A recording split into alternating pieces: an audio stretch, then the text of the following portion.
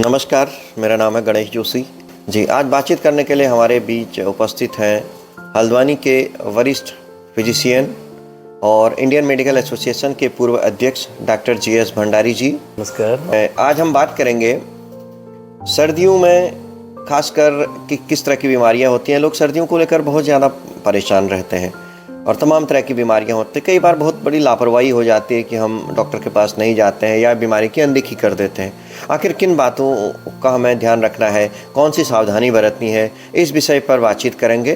सबसे पहले मैं ये जानना चाहूँगा कि सर्दियों में कौन कौन सी बीमारियां होती हैं। सर्दियों में देखा जाए तो बीमारियां तो लगभग वही साधारण सी हैं, लेकिन सर्दियों के मौसम में हमारी जो प्रतिरोधक क्षमता जो होती है वो कुछ कम हो जाती है। उसकी वजह से कुछ बीमारियां जल्दी पकड़ लेते हैं, जैसे सामान्य बीमारी कही जाए, जुकाम हो गया, खांसी हो गया, सामान्य बुखार हो गया और हल्का सा दमा बढ़ जाता है, निमोनिया बढ़ जाता है। और माइग्रेन के जो मरीज़ होते हैं वो बार बार शिकायत करते हैं सिर दर्द की।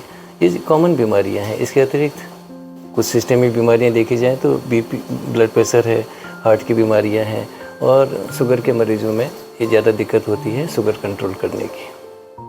किन बातों का ध्यान रखना चाहिए कि हम बीमारियों पर नियंत्रण पा सकें? बेसिकली सबसे इम्पोर्टेंट और सबसे महत्वपूर्ण हमेशा ही रहता है कि शरीर की प्रतिरोधक क्षमता हम बनाए रखें और उसको बढ़ाने का प्रयास करें। किस तरह से हम प्रतिरोधक क्षमता बनाए रख सकते हैं? कुछ चीज़ें हैं जो शरीर की प्रतिरोधक क्षमता बनाए रखने में मदद करती हैं, जिसमें हमेशा की तरह हर डॉक्टर आपको जोर देता है।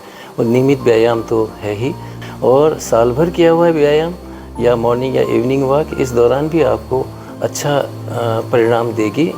दूसरा, विटामिन C, विटामिन D का थोड़ा सा रोल देखा गया है कि शरीर की प्रतिरोधक क्षमता बनाए रखने में और बढ़ाने में मदद करती है जी।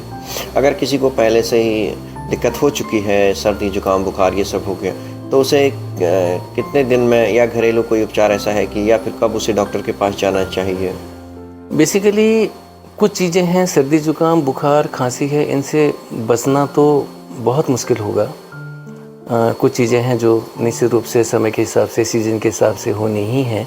हाँ, अगर 2-3 दिन में अगर उसको रिलीफ नहीं मिल रहा है तो उसे अपने नज़दीकी डॉक्टर्स की राय ज़रूर ले लेनी चाहिए। वो आपको बेहतर इलाज की तरफ प्रेरित करेगा जी। और क्या आपके पास सुझाव है कि लोग स्वस्थ रहें और जो बीमारियां हो रही हैं, खासकर लाइफस्टाइल को लेकर जिस तरह की बीमारियां बढ़ रही हैं उनको लेकर? देखिए, लाइफस्टाइल को लेके बीमारियां तो उन लोगों में हैं जो मीडियम क्लास है या अपर क्लास है। वो लाइफस्टाइल चेंज नहीं कर पा रहे हैं और ज़्यादातर लग्जरी लाइफस्टाइल की तरफ जा रहे हैं। एक्सरसाइज को बहुत कम ध्यान दे पा रहे हैं। खाने की खासकर जंक फूड हैबिट्स जो हैं वो परेशान कर रही हैं उनको सुधारने का प्रयास करें। और एक ही है कि कम खा के हमें लंबा जीना है और जल्दी खा के और ज़्यादा खा के जल्दी चले जाना है। ये सूत्र पहले भी था और आज भी है, ये हमेशा याद रखना चाहिए। उतना ही खाएं जितना आप पचा सकते हैं, जितना आप इस्तेमाल कर सकते हैं। हाइट के हिसाब से वज़न पर नियमित निगरानी बहुत ज़रूरी है आपके लिए। उससे कभी दूर न रहें। समय समय पर डॉक्टर्स को आप दिखाते रहें, वो आपको गाइड करते रहेंगे।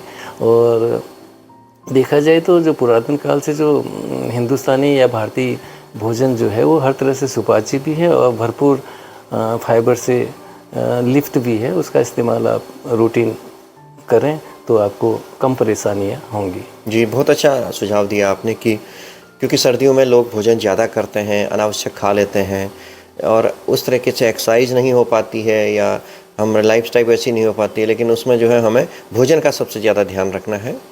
बातचीत करने के लिए बहुत बहुत धन्यवाद। शुक्रिया। नमस्कार।